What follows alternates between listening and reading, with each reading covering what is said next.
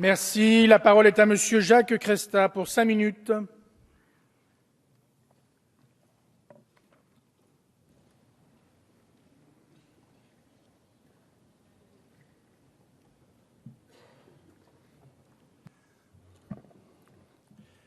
Monsieur le Président, Monsieur le Ministre, Madame la Présidente de la Commission, Madame la Rapporteure, mes chers collègues, alors que nous commençons à examiner ce nouveau texte de simplification de la vie des entreprises, nous devons avoir à l'esprit que ce n'est pas uniquement la vie des entreprises que ces mesures vont simplifier, mais bien dans de nombreux cas la vie de tous nos concitoyens.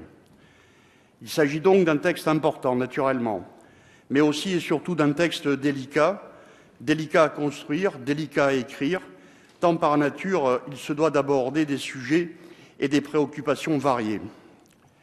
Sous la précédente majorité, la simplification s'appelait « simplification du droit » et on taillait dans les codes législatifs. La méthode est ici profondément différente et ce n'est pas vous, Monsieur le Ministre, qui avez coprésidé jusqu'à récemment le Conseil de la simplification qui allez me contredire. La méthode, c'est celle de la concertation, qui n'empêche nullement la rapidité et l'efficacité. La méthode, c'est celle du pragmatisme, et je souhaite profiter de ce débat pour me pencher plus précisément sur un secteur économique très important pour le territoire dont je suis issu, le secteur de la construction et du bâtiment.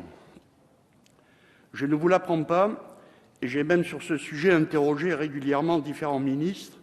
Aujourd'hui, dans notre pays, les projets de construction et d'aménagement mettent trop longtemps à être menés à terme, avec des délais parfois de 2 à 3 ans, qui pourraient être fortement réduits. Un tel état de fait crée souvent une insécurité financière pour les entreprises, mais également des difficultés pour les citoyens de territoires sous tension où la livraison de nouveaux logements est nécessaire. Pour améliorer cette situation, le projet de loi qui nous est présenté intervient principalement sur 2 éléments qui permettront assurément d'accélérer la réalisation des opérations. D'abord, il prévoit de nouvelles modalités de participation du public.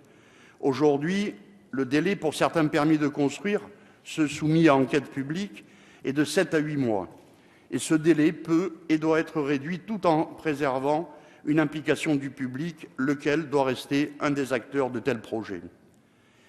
Ensuite, et cela me semble essentiel, ce projet de loi modifie les règles de hauteur et de gabarit avec la raréfaction des terres constructibles et afin de lutter contre l'étalement urbain, il était important de revenir sur les règles encadrant le plan de masse.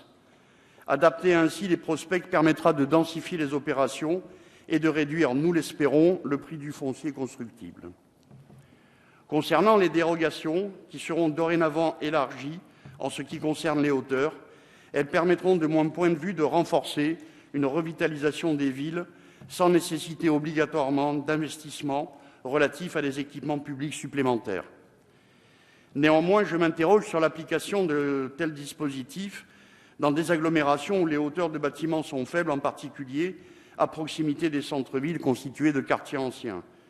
Cela nécessitera certainement d'y regarder de plus près lors de la rédaction de l'ordonnance. Peut-être faudra-t-il autoriser la construction de bâtiments pouvant aller jusqu'à 15 mètres, sous réserve de l'avis des architectes des bâtiments de France.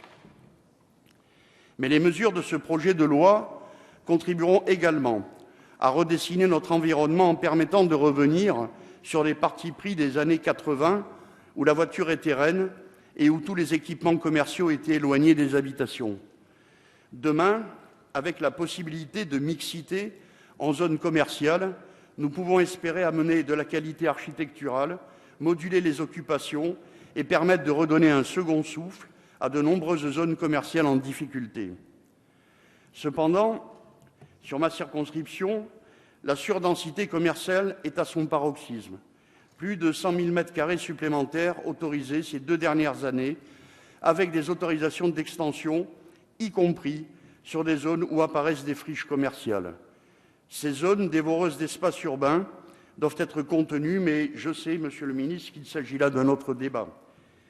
Si nous avons tous à l'esprit un objectif, j'ai presque envie de dire un devoir de mixité, celui-ci doit être pensé avec intelligence pour se préserver d'éventuels conflits d'usage entre des activités économiques et des usages résidentiels. Nous devrons donc nous prémunir contre d'éventuels effets d'aubaine. Naturellement, je suis bien conscient que ce projet de loi ne résoudra pas de tels problèmes. Mais je ne doute pas que sur ce sujet, comme sur beaucoup d'autres, la représentation nationale, Monsieur le ministre, ne fait qu'entamer un travail fructueux avec vous, avec vos services, et que nous allons, ces prochains mois, continuer à travailler collectivement dans la concertation à la simplification de la vie des entreprises et de la vie de nos concitoyens.